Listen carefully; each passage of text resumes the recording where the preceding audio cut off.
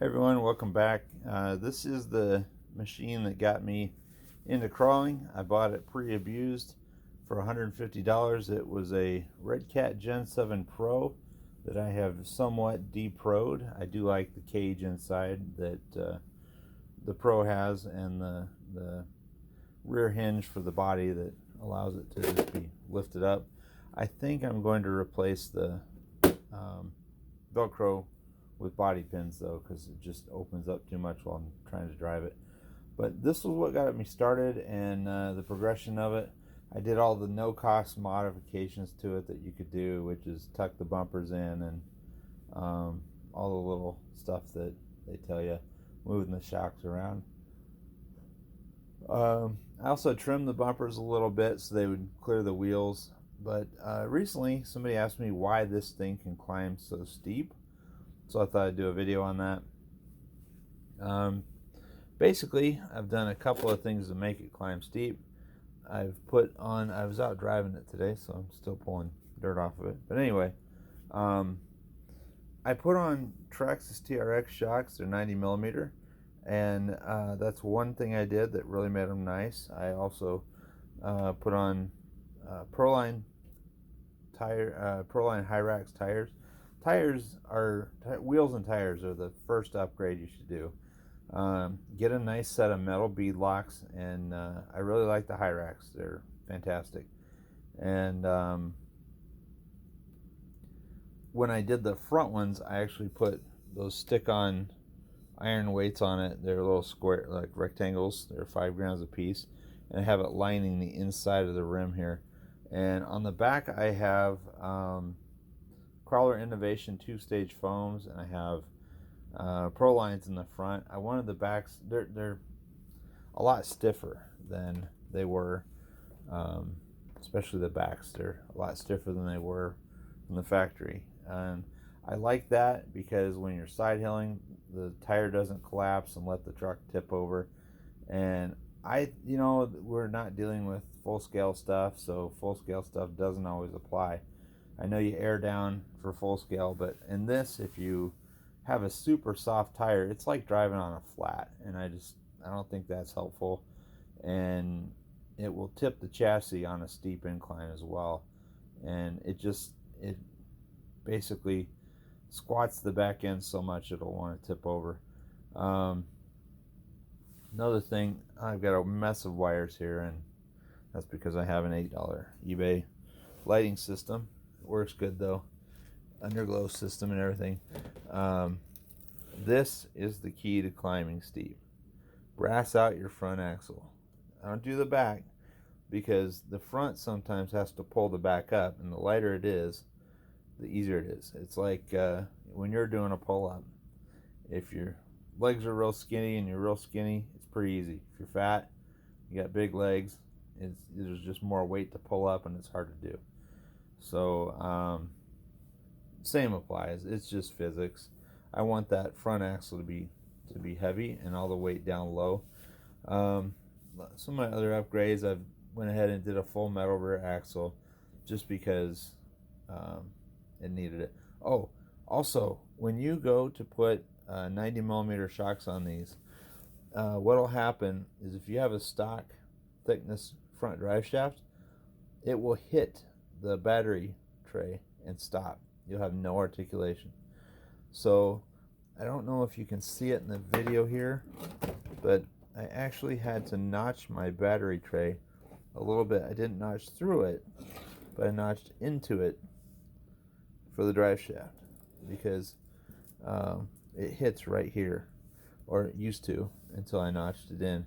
So I actually have a groove that's into the battery tray. Not so much that my drive shaft could touch the battery, but it's almost through the metal. That it's not through. So, but that is important. You have to have this drive shaft that's tiny if you're going to run 90 millimeter shocks and drop your truck like I did. Also, if you drop it, one thing that's going to happen, unfortunately, is your front suspension will now hit the frame rails. I'll try to zoom in on that. It's zoomed in, and I don't know if you can see that, right here. I'll try to get some light on it. Right there, I have notched my frame rail to match the shape of the axle because it was hitting the axle right there. So it's fine to drop it, but you still want articulation, and I want to be able to, I have it so that the shock will fully compress and it will just barely not touch the axle there, the frame. And then I also notched it right here for the control link. Otherwise they hit. On the other side, the passenger side, it was so bad that I ended up just making this plate, and I literally cut the frame out. I reinforced it with a bar of metal here. It's a steel plate, and you can see the rise I had to put on that because this thing comes up so high that this bump here that is for the I don't know, the panhard bar if you run, this is a portal axle, and it comes with a panhard bar mount. Well, I never cut that off, and if you do nothing with it, the panhard bar mount will hit your frame. So that's one unfortunate thing about the portal axle. That's the only downside that I've seen on it. But because of that bump up that I didn't want to cut off, once you remove something, it's gone. So I want the ability to go backwards someday if I need to. So I cut the frame because frames are cheap. I can get one for $30. But that was necessary with the dropping to a 90mm shock. I went with the Proline Rc Servo, and that thing actually cost more than the truck initially did. I got the truck for $150, and this servo is the 370 TBL. I can run that on 7 volts if I want to, and I probably will later. I just haven't because I don't know if the Red Cat receiver is hurt by the extra voltage, so I didn't bother to do that. Also, I have a Red Cat metal drive shaft on the back. I have a slipper clutch that I added. This is the stock ratio, essentially, is close, and that is from, let me see if I can think of what that's from. That's been so long ago that I added the slipper clutch, and it's stock gearing. Anyway, it's been so long I can't remember what that came from. The you can do a YouTube search for adding a slipper clutch to a Gen 7 and it'll pop up. But it was really simple.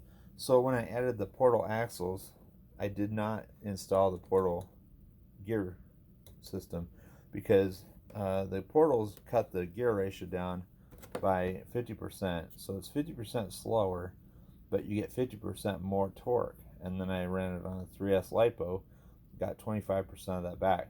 So this thing has a tremendous amount of torque, and it has to have metal drive shafts. And this one's kind of loud, to be honest, but it works, so I keep it. This is my Underglow lighting system. I got one on each side, and all the lights are on the frame.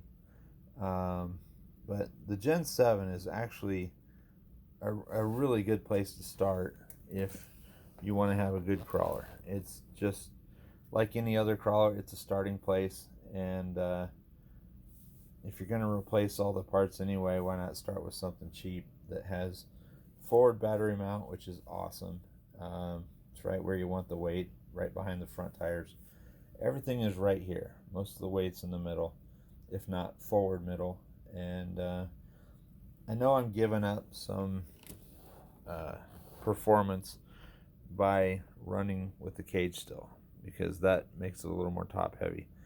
And someday when I destroy this body, I'll probably go with one of those J Concept cliffhanger bodies, and that'll be kind of neat. But it'll probably drop the weight of this thing by about 100 grams on the top just to get rid of that cage, and that will give me much better climb performance. I have also added a winch to the front, and that was how I completed my my course on the in the last comp when I literally broke the entire rear tire off of the vehicle, the right rear, the left rear off the vehicle, and I finished the last 3 gates on 3 wheels. So no crawler's ever done, and this one's no exception. I don't know what I'm going to do next. Most recent was the Hobby Wing 1080.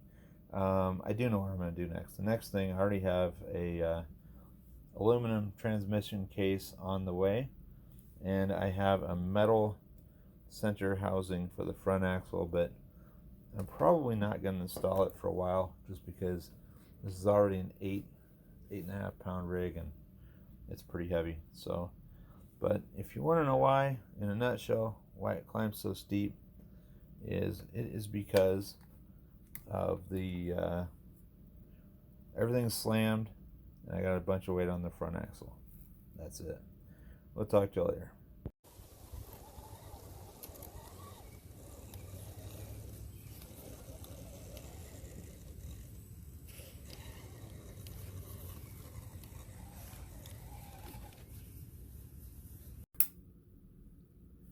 I may as well show you this too. It's my TRX. This is my class 1 rig. I basically did the same thing to it. Reduced the weight on the top.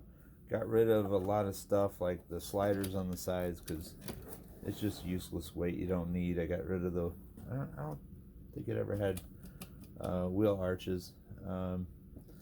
But I got rid of the sliders because they're not necessary. I leave the back light. I brassed out the front that you can see here. I remounted my steering servo ahead of the axle on a 110 gram brass mount. I also added a battery tray that I made myself, and I made it so that the battery literally sits a millimeter or 2 above the drive shaft, and at full compression the links just barely miss it, so it carries the battery super low. And these are 225 gram wheels a piece up front. Once again, I did stiffer than normal. I know a lot of people will cut their foams to make them softer, but soft foams on 10 scale just tip your car over. The sidewall collapses and it rolls. If you have a stiffer sidewall, you can lean on it, and they don't collapse. Otherwise it'll get mushy, go to the rim, and then it just tips over. Well, this thing has a massive amount of side hill ability just by getting rid of that top weight. And I have the little traction boards that I can put on here, but I still have all the tools that came on the truck. But getting rid of all this mess back here dropped a lot of weight, and I think it looks cool too. Eye of the beholder, I guess. I went and put the same worn winch on the front. A little bit of a trick to get it mounted onto the TRX stock bumper, but I'm not a stranger to doing things that were never intended. I also have a body over here. I'm going to call it a parade body, and the nice trick on this is, I'll just show it to you. Alright, this is my TRX, and I've wired it with the lights like this so that the lights just come on when I put the body on. I can also change one little thing up underneath, and basically this is my parade body. Looks nice. It's for shows and whatever, and painted it myself. I did an okay job on it. It's not perfect, but it's okay. Anyway, you can see how much extra material was back here, and everything was up high. Everything's much lower now than it used to be. And here's a cool thing. If I move this from here to there, now my light bar comes on. I have the same thing going on this body, so all I have to do is place it on. I guess I turn the light bars off, but I'll move it back over. This time the light bar comes on, and all I have to do is put the body onto the car and everything illuminates. So I got rid of the stock Traxxas, well, the aftermarket Traxxas additional lighting because I didn't like it. And same thing here. I don't actually have to pull the body off, but it's easier. And it's a switchless lighting system for the light bar on the top. But this is the body I've used. This is the one that's nice. If we ever do like a truck show or a parade, whatever, I got something nice, and it completely changes the whole vibe of the truck. You can see here that battery tray I made sits pretty much flush with the frame rails, so it's just a tiny bit above them, but everything in this is low. And I'll zoom in on that. You can see that it sits pretty flat, and the lower you get weight, the better it's going to side hill, the better it's going to climb. Throw weight on the front, it climbs great.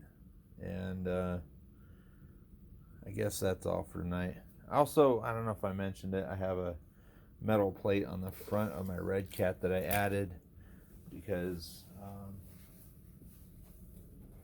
it protects the steering linkage. I may or may not have mentioned that, I don't know. But I made that, and sorry, I'm hitting stuff. Made this plate, and that is really good because it protects my servo, my steering linkage. I've never broken it. That is all for tonight. That's my philosophy on climbing steep.